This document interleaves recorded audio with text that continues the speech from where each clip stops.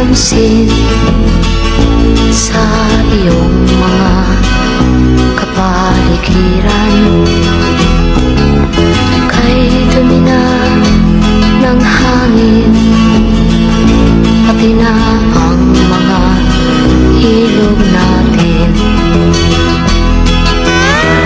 Hindi nga masamang pagunlad at malayo-layo na rin ang ating narating.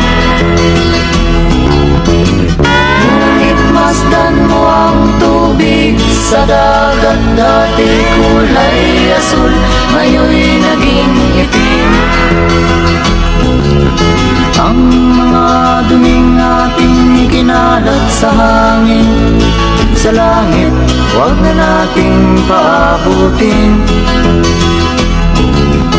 Upang kung tayo'y pumanaw man sa sariwang hangin, sa langit natin matitikman. Mayroon lang akong hinihiling, sa aking pagpanaw sana ay tag-ulan. Gitara ko ay aking dadalhin, upang sa ulan na lang tayo magkantahan.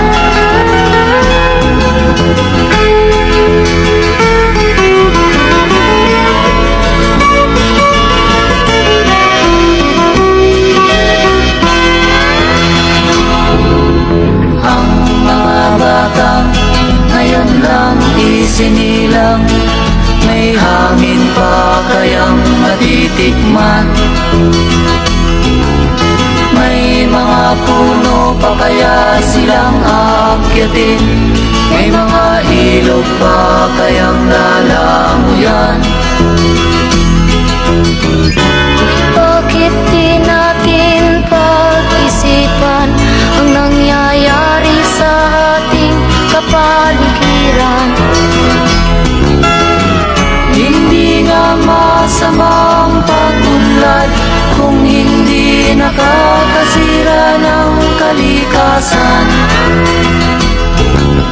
Darating ang panahon, mga ibong dala ay wala nang madadapuan. Masdan mo ang mga punong dati ay kay katag, ngayon'y namamatay dahil sa ating kalukuhan. Lahat ng bagay na narito sa lupa, biyayang galing sa Diyos kahit nung ika'y wala pa. Ingatan natin at huwag nang sirain pa, pagkat pag kanyang dinawi tayo'y mawawala na. Mayroon lang akong hinihiling, sa aking pagpanaw sana ay tag-ulan. Gitara ko ay aking dadalhin, upang sa